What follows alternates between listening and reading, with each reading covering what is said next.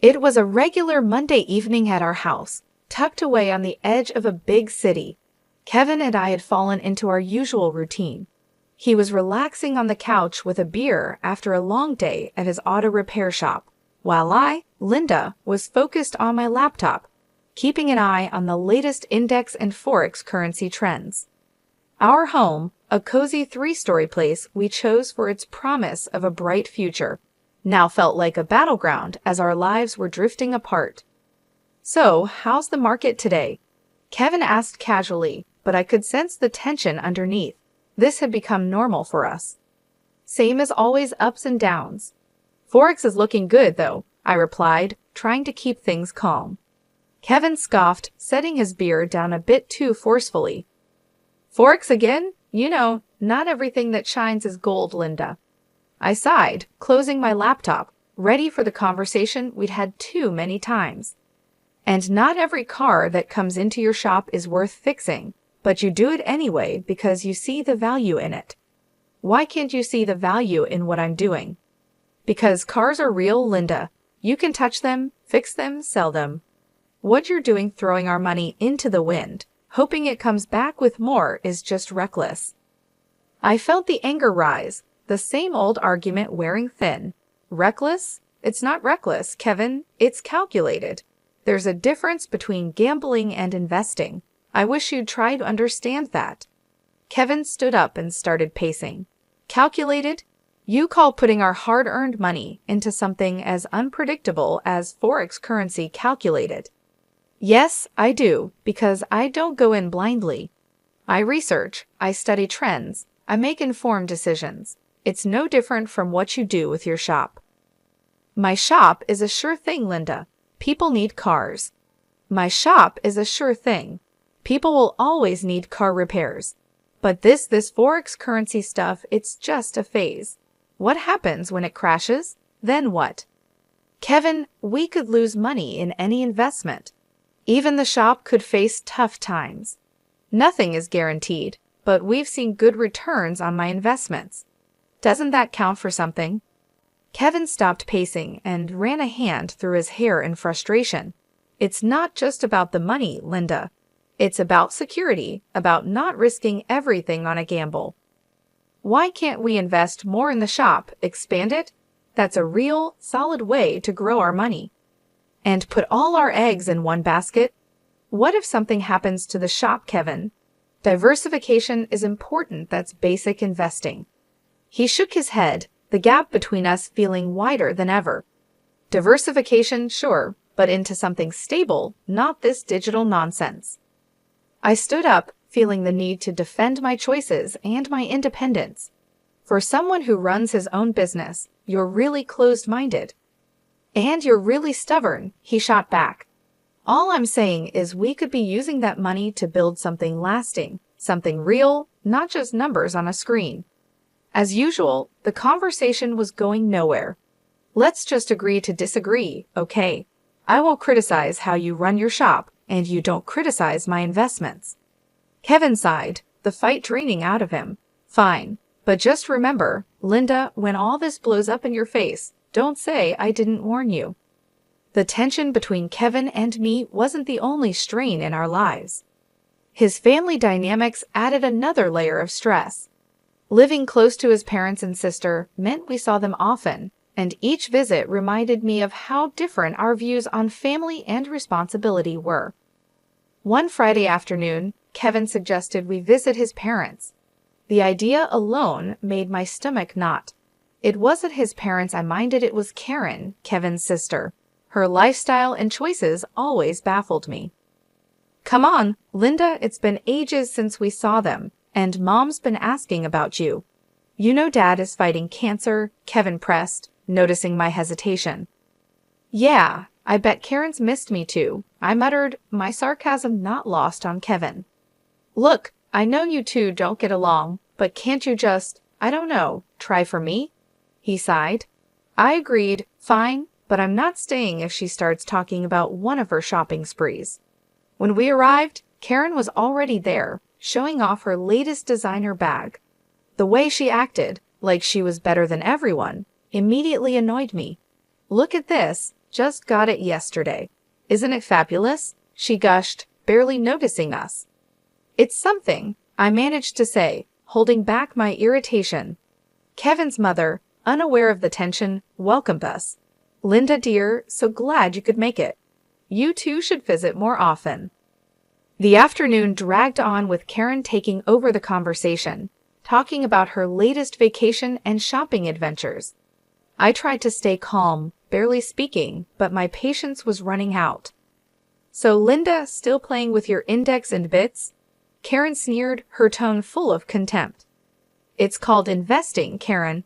You should try it sometime, instead of wasting money on things you don't need. I shot back, my annoyance slipping out. Kevin gave me a warning look, but it was too late. Karen scoffed, investing? Please, like gambling online, is something to brag about. At least when I spend money, I have something to show for it. Something to show until it goes out of style next season, I retorted, unable to hold back.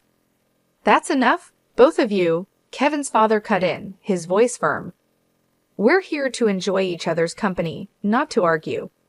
The rest of the visit passed in uncomfortable silence. As we left, Kevin couldn't hide his frustration. Linda, why do you have to provoke her? Can't you just let it go for one afternoon? Me, provoke her? She's the one who started it with her snide remarks. I'm just not going to sit there and take it, Kevin. Sometimes I wish you'd try a little harder for the sake of peace. Try harder, Kevin. I'm not the one splurging on luxuries and flaunting them in everyone's face. Why doesn't anyone tell her to stop acting like a spoiled brat? Because she's family, Linda. We look out for each other, even if we don't always agree with what they're doing. That's the thing, Kevin. Looking out for each other is one thing, but enabling bad behavior is another. There's a difference, and it's about time someone pointed it out to her. Kevin sighed, the weariness clear in his voice. I know, but what can we do? She's set in her ways, and Mom and Dad aren't going to change how they treat her. It's not just about Karen, Kevin. It's about us too. How are we supposed to plan for our future when there's always going to be this financial black hole in your family? We'll figure it out, Linda. We always do. The news hit us hard and fast. Kevin's dad, Mr. Thomas, had lost his battle with cancer. One moment we were talking about treatment options, and the next, we were mourning. Amid the shock and grief, Karen took charge of the funeral arrangements. It wasn't long before she dropped a bombshell. Sitting in our living room, Kevin looked like a storm cloud had settled over him. Linda, Karen says the funeral is going to cost $90,000. She expects us to cover half. I almost choked on my tea. $90,000? Kevin, that's crazy. Are we paying for a funeral or a royal wedding? Kevin's face darkened, his eyes narrowing. Now's not the time, Linda. This isn't about the money. It's about giving my dad the send-off he deserves. $90,000? There has to be a mistake. That's just too much. Kevin's voice rose, and I could see the vein in his forehead pulsing. My dad just died, Linda, and here you are, arguing over money. What's wrong with you? I flinched at his harshness. I'm not arguing, Kevin. I'm just shocked. We've never even spent that kind of money on our own house. Kevin stood up abruptly, his chair scraping the floor. You know what? I don't need this. I don't need you telling me what's too much for my father's funeral. If you can't look past your spreadsheets for once, maybe you should just stay out of it. His words hurt, but I swallowed my response. This was grief talking, not my Kevin. I'm sorry, Kevin. I'll transfer the $50,000 to Karen. It's just, this is a lot to take in. Kevin paced the room, his hands buried in his hair, a gesture of frustration I knew all too well. Yeah, well, it's not just about the money, Linda. It's about doing right by him. And if that means paying whatever it costs, then so be it. When I confirmed the transfer to Karen, Kevin barely acknowledged it. He seemed lost in his own world of grief and anger. The distance between us felt immense, even though we were just a few feet apart in our living room. Walking into the funeral agency, I felt the weight of the world on my shoulders. The past few days had been a blur of grief and confusion, but nothing could have prepared me for what I was about to find out. I'm here for Mr. Thomas's funeral, I told the woman behind the counter, trying to keep my voice steady. She looked up from her computer with an apologetic expression. I'm sorry, ma'am, but you're a day late. Mr. Thomas was cremated yesterday. My heart stopped. What? But I was told the funeral was today. She shook her head gently, her eyes full of sympathy. The family requested to move the date forward. I'm very sorry for your loss and the confusion. I stood there in shock, my mind racing. How could Kevin not tell me? Why was I kept in the dark about such an important change? Fuming, I dialed Kevin's number, my fingers shaking with anger and disbelief. Kevin, why didn't you tell me the funeral was moved? I just showed up like a fool, only to find out I missed everything. Kevin's voice was cold and distant. Because I didn't think you cared, Linda. All you've done is complain about the costs and question every decision. Why would I think you'd want to be there? Because he was my father-in-law, because I'm your wife. How could you just leave me out like that? My voice cracked, a mix of hurt and fury.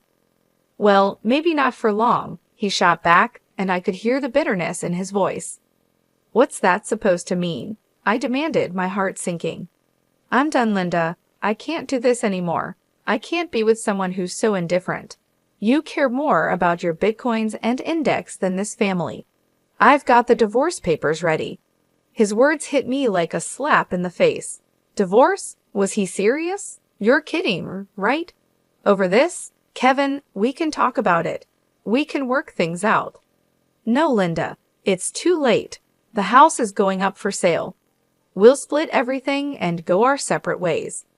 That was it. I was speechless, the reality crashing down on me. This wasn't happening, it couldn't be. Stunned, I wandered back to the parking lot, feeling lost. As I was heading back to my car, I saw Karen pulling in, driving a brand new luxury car.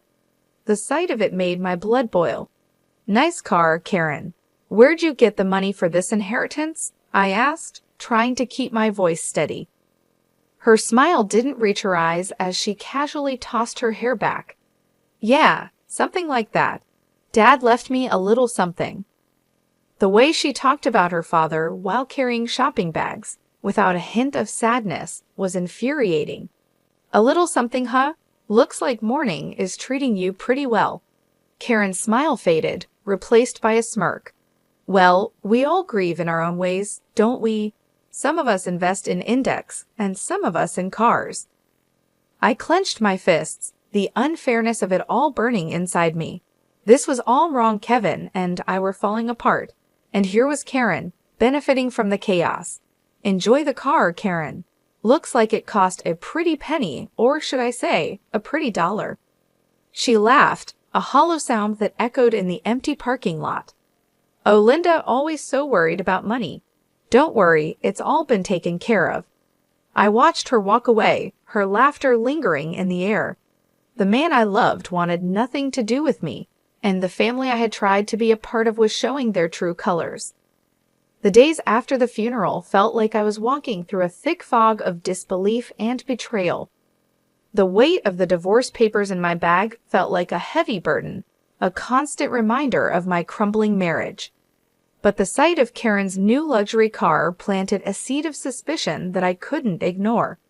Determined to find out what was really going on, I decided to visit the funeral home, hoping to uncover some answers. Walking into the funeral home, a mix of suspicion and determination fueled my steps. It felt surreal being there under these circumstances, but I needed answers. The place was quiet, the air filled with a solemn stillness that matched its purpose.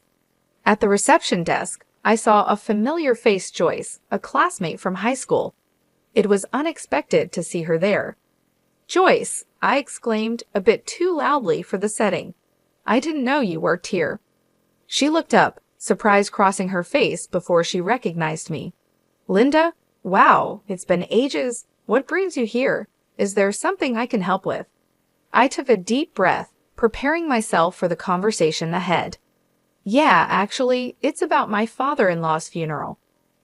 I've heard my father-in-law's funeral was arranged here, I said. Joyce's expression became professional, but I could see a hint of curiosity in her eyes. Sure, let me pull up the details. Give me a sec. As she typed, I fidgeted, the weight of the situation pressing down on me. When she found the record, her brows furrowed. Okay, here it is. The service was pretty standard. Cremation was requested, keeping things simple. The total came to $10,000. My heart sank. $10,000? But that's not what we were told. We paid $90,000, or at least, we were led to believe that's what it cost. Joyce paused, her face filled with concern. That's a huge difference. It was Karen who handled the arrangements, right? Everything here is billed at $10,000, no more. The pieces were starting to fit together, forming a picture I didn't want to see. Can you print me a copy of that bill? I need proof. Sure thing, Joyce said, her tone sympathetic. She quickly printed out a copy and handed it to me. Holding the paper, it felt like I had just found a key piece of a puzzle that could unravel a bigger deception. Thanks, Joyce. I need to sort this out. Armed with the printout from the funeral home, my next step was confronting the family, especially Karen. The air felt heavy as I drove to my mother-in-law's house, where I knew they'd all be gathered, probably discussing the estate and the aftermath of the funeral. My stomach churned with a mix of dread and determination. When I arrived, the house was eerily quiet. I hesitated at the door, gathering my courage before stepping inside. The sound of my footsteps echoed through the hallway, announcing my arrival.